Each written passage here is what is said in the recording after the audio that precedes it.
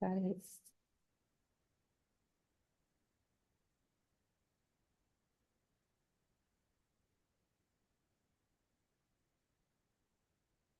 Okay, good morning, everybody, and welcome to another coffee chat.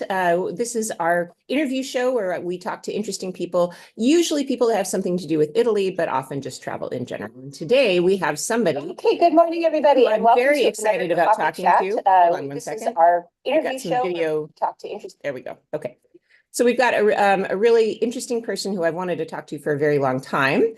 And we actually have not met in person. We are meeting for the first time here, which is kind of weird because we have a lot of friends in common. And that's Judy Witts Francini, who is an expert on cooking and all kinds of interesting things in Italy. So welcome, Judy, and thanks so much for joining us.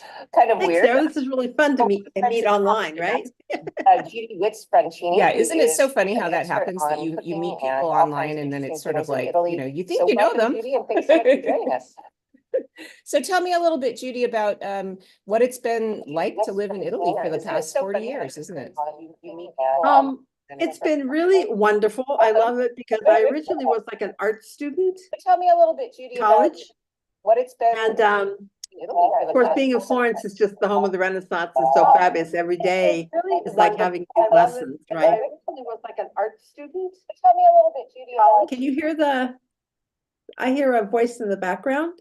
Is it better now? Yeah, now it's gone. Okay, go ahead. Go ahead. Internet. Oh my God. Yeah. Yeah. So I originally had been an art student and then went into cooking from that. And so I became a pastry chef. So food and art in Florence is just perfect. And when I first came, I don't know when you started coming, but when I first came, there weren't that many people that spoke English, really. No, I lived there in 1995. So in 1994, 1995, you never met anybody that spoke English in Italy. I came in 84, and it really kind of felt like it was still like after the war. Yeah. You know what I mean? Because I think the people who were running everything were still people that had survived the war. And their kids now were going to college and stuff like that. And they weren't really around that much. But they had never learned English. So you really needed Italian to get by, or you just had fun anyway, but you didn't really get any depth of conversation or get into really understanding until you learned the language, really.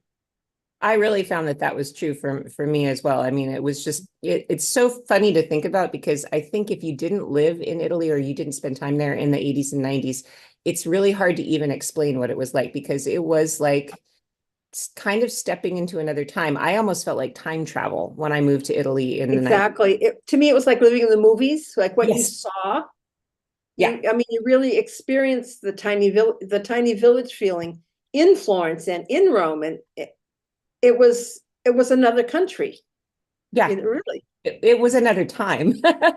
Yeah, I mean, my aunt lived in Venice for 35 years. Oh, and she had, cashed in her chips when her husband died and left her money, and he never allowed her to be an artist. So she moved to Venice to be an artist.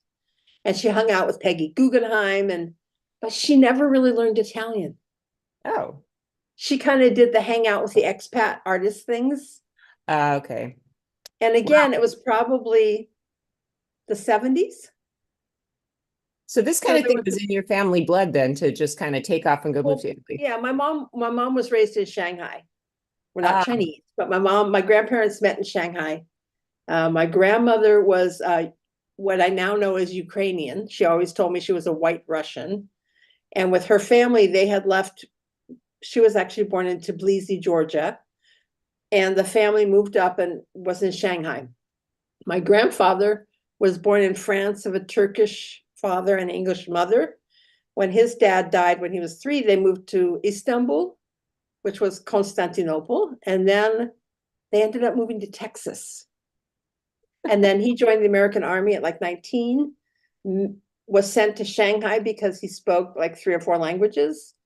And he met my grandmother and they got married. I think he was 19 and maybe she was 17 and so they met and fell in love in Shanghai. So now that I look back, my mother really wasn't American.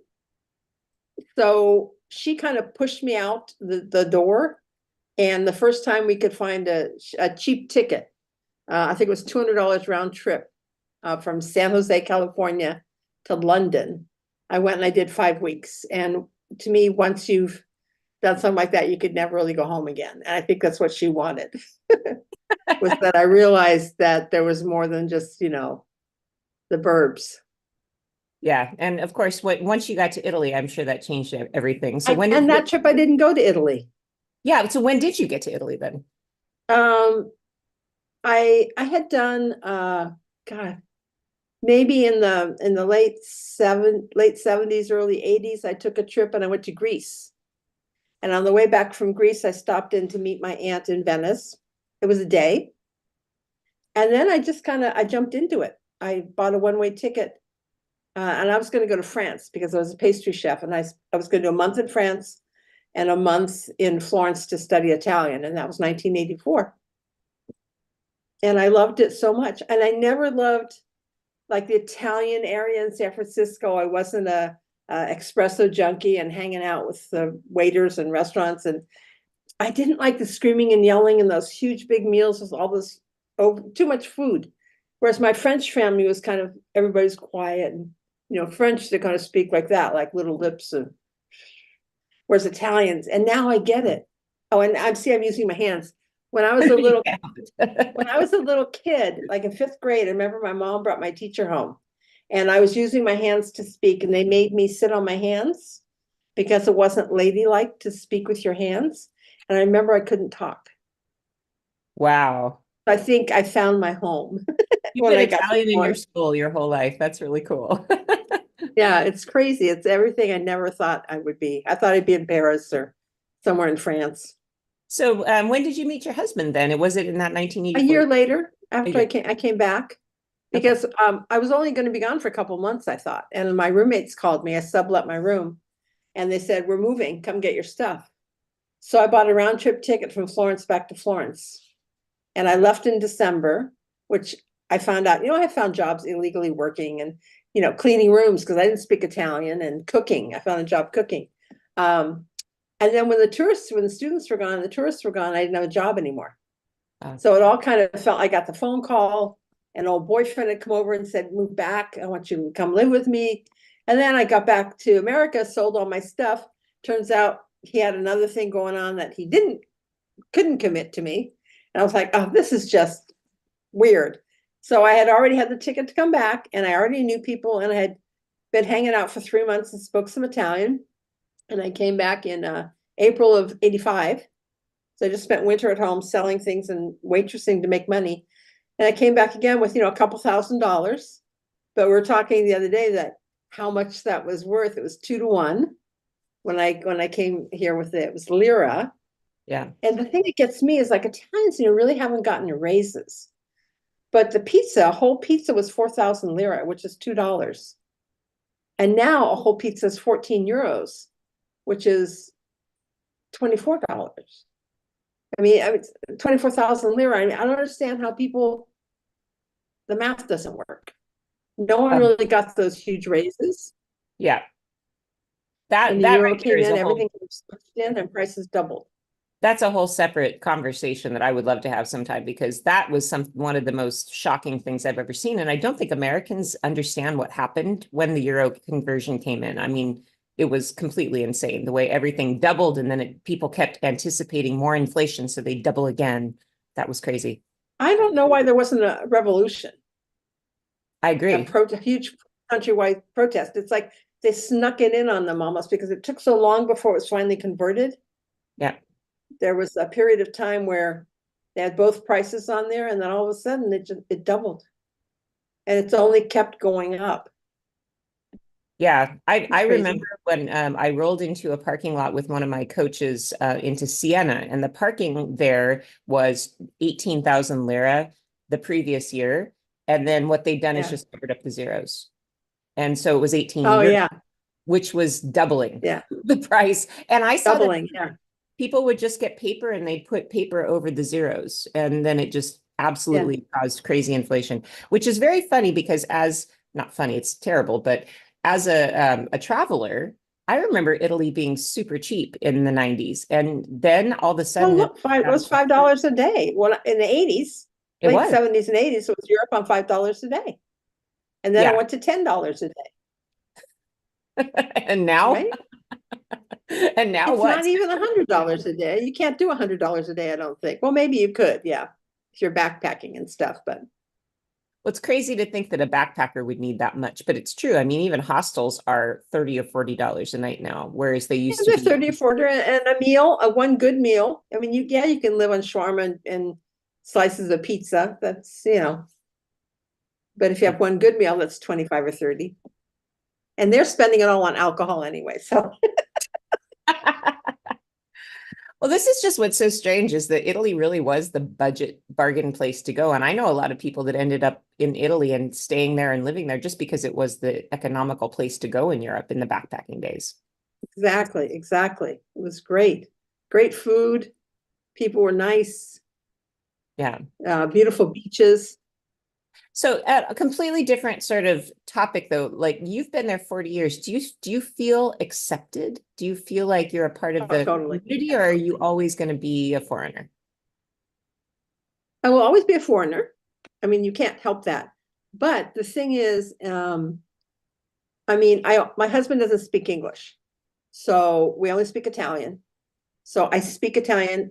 I'm not going to say fluently because I don't think you can ever really be fluent unless maybe you went to university and got all your grammar down and all that kind of stuff. But I watch TV, I read books, I dream in Italian, I speak Italian almost 24/7. And I have an American accent. It's not too bad. Once I was asked if I was from Sardinia, from an Italian. So I thought that was pretty good. Wow, that's Um, and they can hear that there's something different, but I think also I have olive skin and could look Italian because I not blonde hair and blue eyed. I look kind of European. Um, and if someone, I don't like when people call you on it, like it's something bad, not bad, but they call you on it. Oh, where are you from? Oh, I could hear that. It's like, yeah, it's like, do you want to speak English? Fine, let's speak English. Let's hear how your English is. If they're asking, I don't get something right or make a mistake, yeah. I'll just call them on it. Hmm. Yeah, I find that that's the interesting thing after being in Italy for so long that it really is, you're always going to be a foreigner. I mean, I'm always going to be a foreigner because I'm 6'2". I don't look anything like an Oh, wow, Italian. really? Yeah, Yeah, I'm super, super tall and long blonde hair. Like, I mean, I'm never ever going to yeah, fit yeah. in. So it's always been an interesting thing because what I love, the delight for me of being an obvious foreigner in Italy is that that people think you're a foreigner and then you open your mouth and you start speaking Italian and the shock is always Yeah. hilarious. People's eyes, they go, Signora, like they can't believe it. It's very, But I very, still do think that everyone really appreciates it when you speak Italian. oh yeah, yeah, Even if you can just say hello or ask a question or thank you. yeah. Being polite in another language gets you doors opened everywhere. And even more so in Italy, I think. I think in Italy, people, they just don't expect you to speak Italian or they don't expect you really even try. I think in France, it's different. They kind of do expect it. But in Italy, I think no matter what you do, people are kind of delighted that you try, right? Yeah, it's funny because people tell me France isn't as bad as it was when I went there in the 70s, but I took French for 14 years. My grandfather was French. I was shy, I was younger, and you would try to speak and they would just like blow you off and not understand you. I was just like, that was the end of the conversation, right? But I also heard from people outside of Paris that Parisians were like that. So the people in Nice were nicer. The people in Lyon were nicer. They appreciated when you tried to speak the language. Yeah. But I don't know if Paris is still like that. But I just think the world now, as we were mentioning before, is so small, and I kind of miss that uh, movie, Old Italian. And I don't know, you probably saw them when you're around here too. But in the 80s, there were stickers all over Florence, and it was like Florence is not Disneyland. Yeah. Was their big protest. And I'm like, if it was Disneyland, there'd be somebody with garbage cans everywhere. There'd be public bathrooms everywhere. There'd be somebody cleaning up all the time. They had no idea what Disneyland is really like. And they still need, if you're going to be having the tourism now that is ridiculous, it's totally out of control after COVID. You're making all that money. Why aren't the services there? That's what I don't get. It's true. Really, Like, more I've never heard bathrooms. anybody turn it around like that. That's really funny because yeah, if it was like Disneyland, it would be very tidy. It would have bathrooms. I It'd kind of love be, and they have on occasion, like during tourist season, they've had what they called like a tourist police service where there was like a van in Piazza Repubblica with people answering questions, because you can't expect shop owners to do that, to yeah. be the information service for the city. Well, and the The tourist city really information does need to offices were all gutted provide during. those services. Yes, I mean, I've found that almost nobody has a tourist information budget anymore. Like there used to be even 10, 15 years ago, every city had a really good tourist office. They don't, I think they just don't invest in those because of the internet. They feel like they don't have to anymore. So yeah, that's a really good thing if they have that, even seasonally. But it's just, it's, you need it. If you're making all your money from tourism, you need to have a support system for it. I Yeah. think you need Oh, to give something for that. Florence is now $10 a night per person for your hotel room Is tax. it really? I think Wow. Rome is $7. $10. I didn't They realize upped that's they crazy. upped all the tourist taxes. And that's when you leave, you pay that extra fee on top of things that doesn't go to the hotel. Yeah, that was one of the craziest ideas I ever saw come in when they started collecting the tourist tax, and you knew where it was going. And I asked tour like the owners of hotels when I'd pay it, even for a group, I'd have to pay in cash. So you have to pay, Yeah, $100 in cash to the front desk at the end of a stay. And it's like, where's that money going? And nobody can tell you. no. Yeah, But I would like, but it's the law, and God only knows where it's going, and it's weird. It's very weird. yeah. But whatever. You'd think it would be going into services to support tourists, but clearly it's not, and it's a lot of money. So yeah, that is A lot of that's a money. whole different And topic. you were talking about how much the buses cost to park. Well, now Siena, was it 200 euros to bring your Oh, bus to Siena? Something like yeah. that. Even just to, The to costs are go high. to the parking, that's not even to drop in the city because then you have to get the other permission to go into No, the no, city. no, no, no. Yeah. Yeah. Yeah. Just the Yeah, the parking whole lot. thing is it's all kind of it is shocking to me to think about in the years since I lived in Rome in the 90s, how expensive everything is. Like Italy has become shockingly expensive. And actually it's funny too, because like I would have never guessed that France and Germany would be cheaper than Italy, but they are actually. I mean, Yeah, a Paris. lot of my friends are they ask me, oh, we want to come retire in Italy. And I go, if I had the chance, I'd go retire in France, in the French countryside. Huge, fabulous expat communities. You buy a beautiful little house. Why would you can come to Italy on vacation, but buy someplace cheaper, buy where it's cheaper. All the Italians who are dealing in antiques, I'll go and buy them in France and then come and sell them in Italy. Really? Oh, That's very, yeah. I didn't know that. Yeah, we went once, and we went to the whole area from Nice. And where did we go to? Went to Nice, Grasse, and then up somewhere the coast there. Um, and all the antiques were just like so cheap, so cheap. And they come and they sell them back over here. Because here it's something for the rich people, and in France it's everyone buys old stuff. It's old stuff. Well, hey, that's a really good tip then. Don't retire in Italy, retire in France. And I have a girlfriend who lived here when she was younger with her boyfriend. They got married, they had a kid, and they just decided they wanted to come and retire in Italy. There's a new law of how much money you have to make. And it's quite a bit. And so they work mostly digitally, so they don't really have a fixed income, and they couldn't qualify. So Oh, they wow. moved to Portugal.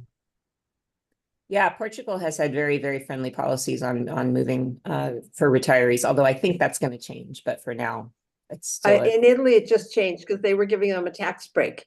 And now Portugal pulled out of that with Italy. wow, that's So now crazy. Italians have to find somewhere new to go to retire. I think it said Greece, Albania, Croatia, Malta. Malta. Malta is so funny. You've been to Malta, I assume, right? No, never. Oh man, Malta It is like didn't. it's like if Sicily were populated only by British people. It's like a pirate cove. It's the Yeah. craziest place. I don't really get the No, I'm obsession. addicted to Sicily. I'm still trying to find old Italy. So Puglia, Sicily, See, that's Matera is fabulous. you are exactly right. You are exactly right. Everybody asks me, why are you so obsessed with Sicily? It's because that is where I find the Italy that I remember. Yeah. It's the Italy And from there's also what I love is I used to travel a lot to Greece and to Mhm. Mexico. And to me, you still feel also the influence of all those cultures. Yes. They're still ever present there. And yeah, that's why I came to Italy. Why I loved coming to Europe is that there was the old Europe and it was so different. And now if you walk down, there's Burger King and McDonald's and Timberland, and it's so homogenized now in the big cities. They're all Yeah. alike. There's the big shopping street like Rodeo Drive and fast food, and all the Italian kids are dressed like American kids, and Yeah. I don't know. But you still find, I think things are a little bit different in Sicily, at least. So, and Sardinia too, I think is kind of the same, where they're just kind Oh of, yeah, really pretty untouched. Yeah. yeah. So are you still doing food tour kind of things down in Sicily? Because I know for a while you were I doing just I'm technically retired. I turned 70 and I've been here. I came when I was 30, so I've been here 40 years now. And I'm spending more time writing. I'm doing one of those, Substack kind of I don't know what you'd call it, newsletter, journal, whatever things. And I'm keeping my old clients. So I have a slow food group. I mostly work with chefs that bring their groupies with them. And so I have 3 tours in Sicily next year that I'm excited about. So I love Sicily, and I have to see. I'm kind of taking a break after the COVID and the over tourism. I was down in Rome in June, and oh my God, I thought I was going to die. It's the whole Stendhal syndrome where it was too much. And already in a city of beautiful art, where the art, you don't even have to go in a museum. The buildings are just so gorgeous and overwhelming, and the culture is different for people. And then you start getting all these lines and 6 million people. And I've just found, I don't know, I'm getting kind of a PTSD from all the Instagrammable places where there's a place you used to go to and you can't go because there's lines outside of it now. And they won't even answer their phones. You can't even get in to make a reservation. It's just been so too much. yeah, And so I just found it wasn't fun anymore. yeah. Well, so And when you're leading a group, it's like, yeah. Well, and I'm finding the same thing. And that's why I've kind of pushed my business to be not doing the real mainstream tourism things. I'm starting to do more things like I did an Emilia Romagna tour. We're working Puglia now. I'm doing Umbria this year. So what would your advice be for people who are coming to Italy who want to have a good experience, but they don't want to have that Stendhal syndrome issue? I'm just be prepared to begin with. Because I always look at travel forums and stuff, and someone's like, oh, we're coming for 6 weeks and we're staying in Florence, and we just want to kind of like figure out what we're going to do day by day, but we want a guided tour, we want day trips. And I'm like, you can't just call up tomorrow and get a guide. They're booked months ahead of time. It's like, it's not that dolce vita. You have to plan, you have to make reservations. You can't just walk in to so many places. So the more planning and things you can do, and and there are people that you can hire to help you, services. Are you doing tour planning? Can you? Yeah, we or do, just tour planning. My friend Jillian does tour planning. My friend Danielle, we've got a whole bunch of people that we can recommend if people want an itinerary. that's me too. I send them to the people that are doing it. I created little guides online that people can just look at, but you still need to do your research. I mean, people used to buy a guidebook, right? Remember Rick Steves and all this $10 a day and Frommers and all that. Have an idea where you want to go. And if it's really important to you, you do need to make a reservation. And if you're not going to go, you need to cancel. Yep. That's a really good At point. restaurants especially. Yeah. You need to cancel. You can't just say no. Yeah. That's really rude. And it's and I think it's creating I can't think of the word right now. What's the word in English?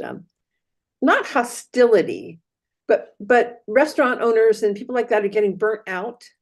Yeah. By people making reservations and not showing up. Yeah. And so they take it out on somebody else, maybe. Like that is there eating and paying. It may change to doing what people in the US are doing. In the US now, especially high-end restaurants, they take a deposit. They take $100 deposit. So the prepaying, give your credit card and prepay. I know nice restaurants here in Seattle do that now. You have to do that. So So one thing I wanted to just talk a little bit about for people, especially who don't know who you are, you're very well known in my sphere, like in amongst people who are travel journalists in Italy or do tourism. We all know who you are because you're kind of famous, you know. But for people who Well, I don't was, know one you, of the first people that did like 1 day cooking classes and a 1 day market tour yeah, instead of the whole week-long program thing. So yeah, so you're basically like a pioneer in food tourism, and you also have done a lot of cooking classes. And during the pandemic, you and I had kind of a similar kind of vibe where I focused yeah. more on interviews, and I did my own stupid little cooking classes in my kitchen, but you did serious, real cooking classes. So that's Yeah, kind I of did cooking classes because I figured people couldn't come to Italy, bring Italy to them. But for me, it was really hard. Like now, at 7 o'clock at night, going online to teach a cooking class to someone like I'm from California, that's having breakfast. Now, the New York people were good because they were like, oh, I can eat this now. But yeah. the timing was hard. And so, yeah, I did, the Patreon. I have a Patreon page with like over 200 recipes. So I saved all the videos, right? For Patreon, the videos were there in a PDF of the recipe files. And then we were doing the live classes, right? And so the Patreon I could film during the day, which was convenient, I thought. So That was a good tool to be using. do you have a YouTube channel as well? Well, because when you save your videos, I Yeah, don't maintain it as like a YouTube channel where I'm there a lot, but okay, it's like my filing cabinet. gotcha. Okay. So when I would make my videos, I'd save them to my YouTube channel. And then from the YouTube channel, you put the link on wherever you need them. So I put the YouTube link on Patreon. But also, if someone writes to me and they ask a question, I can give them the link. There you go. That works really well. So you're a very, very good Italian cook. And I've obviously I love following you on Facebook and watching all the things you're doing because you're always doing something kind of interesting, but also stuff that really resonates with me, having been somebody who spent most of my life in Italy. I see what you're doing and I see how you use unusual ingredients. Like you had the other day that you made a sauce out of broccoli because your broccoli dish didn't turn out well the night before. I love that because that is like the heart of Italian cooking is taking whatever you got on hand and making something amazing. So what is your advice to people who really want to cook? Well, I think one of the things I find really interesting is in America, you would have like cooked your broccoli, and if they didn't eat it, you'd give it to them the same way again. You would just reheat it, Yeah. right? And instead, what I did, and plus I'm kind of a no waste kitchen, Yeah. so I peel all the stems and I use the stems. And I've been doing kind of a stir fry steaming thing. You know how Italians overcook everything. And in my California heart, sometimes that kills me. So I was doing where I'd stir fry garlic, olive oil, ginger, chili pepper, and then I throw the broccoli all in, the stems cut up and peeled, and the little broccoli flowers. And then I put a splash of water, and then I cover them, and they steam, and they get tender, but they don't fall mushy. And my husband loved them, and I said I would do them again. They're like, fine. And I did them again, and for some reason, it wasn't cooked as much, and so he didn't like it. So the next day, I just recooked it and got my little what do you call those immersion blenders and pureed it and left a few broccoli things and made it as a pasta sauce on the penne. And today I had a little like a cup of it maybe left over, and I made like a pasta fagioli with the broccoli as a soup and the pasta mista from Naples as the pasta, and had cannellini beans that I put in whole. It was delicious. He loved it. But just Hey, that, it wasn't perfect. And that's one thing about Italians. If it's not good, they're going to tell you. that's true. I've suffered The first time I cooked for my husband, I made an amatriciana sauce. And so I did the garlic and I sauteed my pancetta and I threw the tomatoes in and salted it and cooked it and put it on the sauce. And he tasted it and he pushed the dish away and he walked out of the room without saying anything. You're supposed to take the pancetta out of the oil, cook the tomato sauce in the oil, and add the pancetta at the very end so it stays crunchy. Otherwise, why did you fry it first? Oh, So well, if you that's keep true. it and it stews, it goes back to just being chewy instead of crunchy. So the one thing I think that I have is that I was a pastry chef in a 5-star hotel. If you're going to someone else's kitchen, you shut up, you're humble, you're quiet, and you ask questions and you do what they tell you, and you learn the correct way. then you can do whatever you want to do. Like I know I have famous chefs and they're like, oh, those Tuscan beans, the chicken stock they were cooked in was fabulous. I'm like, chicken stock? They're not cooked in chicken stock. they're done in water and oil, but they've never tasted the real Tuscan oil and how fatty and rich and delicious real oil is and the flavor that it gives. So I see Tuscan recipes that have like 25 ingredients. And it's like you only need 2 or 3 things if it's quality ingredients and seasonal fruits and vegetables. So I try to stay true to the country that I live in. Yeah. And you don't give leftovers, you recycle them. See that so, right there. We have this mata, we have so many different ways of changing things so that they're appealing. That right there is the heart of the cucina povera that I don't think people really talk about. But that is so true. And I do that in my own kitchen because I learned to cook in Italy. I was taught to cook in Italy. So I just do that on my own. I love watching you do it though, because it's one of those things where you go, oh, that's why I do that. And you can tell who knows. Right? Yeah. It's like don't put your garlic in hot oil or it's going to burn. And then they're going to tell you have burnt oil, burnt garlic, Well, it's kind of like speaking the language as well. It's like I say things and I don't really know why I say them, but I know when it's the right. I don't even know what they mean sometimes, but I know when it's the right time to say it. But the cooking is the same way.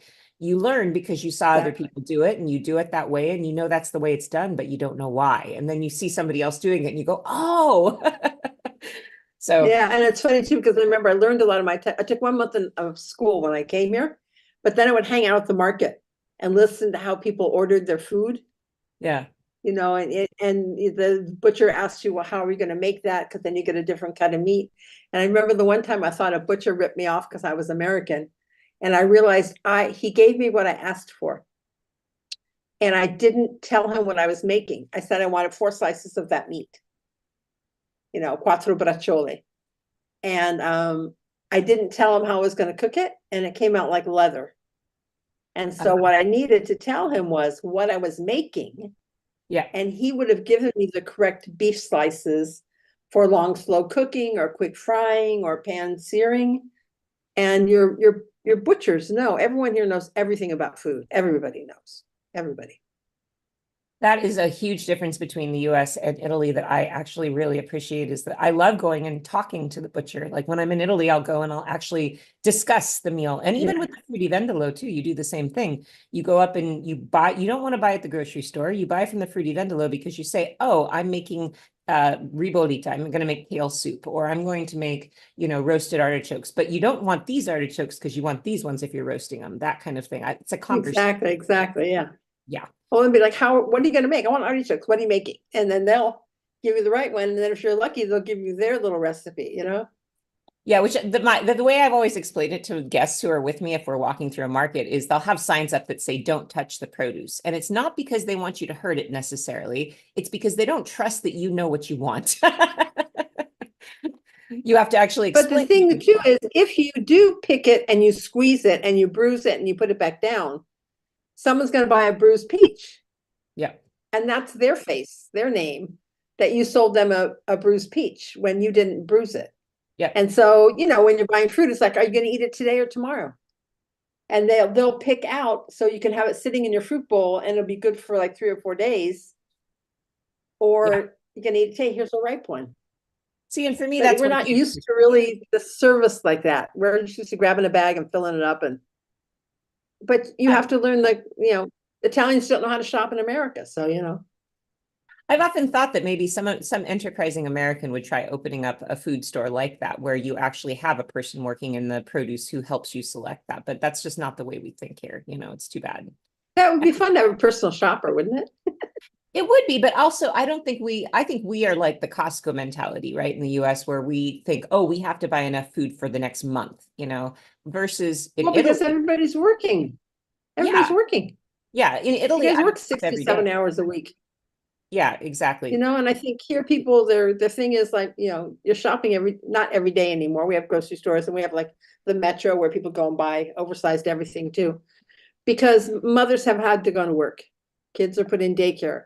It's becoming more and more like America, except they don't make they're not paid well, I don't think, for what they do. So they have to make every cent count. So usually grandma's still around, though. People stay in their neighborhoods, but people aren't there for lunch and dinner every single day. I mean, dinner, yes, but not Yeah. lunch anymore, right? So how have you seen your little village change over these past 40 years? So you're near Certaldo, which is outside of Florence. Yeah, my little village is still, a lot of things closed and never reopened. I'll say that. There was a lot of damage done by COVID of businesses, small family businesses not being able to make it. Probably also because like landlords didn't cut them a break. And how much debt can you live with, I mean, in even some friends I know, there were some suicides, Oh, wow. people with fear, I think. As soon as I have a friend that bought a restaurant in Florence, and as soon as that all happened, he was like, oh my God, I've got all these payments, I got the rent to pay, I got this and that. And he just thought, instead of asking for help or waiting to see how it happened, he killed himself. And another chef I know killed himself. And Oh, wow. I think people maybe had debt were terrified, and other people just couldn't afford it. And why build up that debt if you could just close and then wait and reopen? And then with all the new digital work and all this, people can't find people to work in their places anymore. So even though now tourism has like quadrupled, they can't find enough wait staff. They can't salespeople. I see everyone, even this year, everyone's looking for 10 and 12 people for a restaurant, 10 and 12 people for a farm work, for agroturisme and hotels. They can't keep staff. They need to get all these people back to work where someone found out they can make money in their pajamas at home, or I don't know what these kids are doing, but no one wants to come and work, or they left the country. I can believe that that's I some problem really, here. It's a question of people don't want to go back and do. I think it's also has something to do with people evaluating like how they were living their lives before. Like you and I were talking before we started this interview was that, I think that I can't live the way I used to. I can't do 20 tours a year anymore. I think that that's part of it as well. It's just a yeah. retooling of priorities. So, well, we are unfortunately almost out of time, but I wanted to, before we have to go, I wanted to just make sure all of you know that that Judy has a fantastic Substack. Substack, if you don't know about it, is a place I write. It's a place a lot of people are putting their interesting writing now. You can subscribe to her Substack if you want to just go check it out. You can see some of the articles on there that what she's writing about.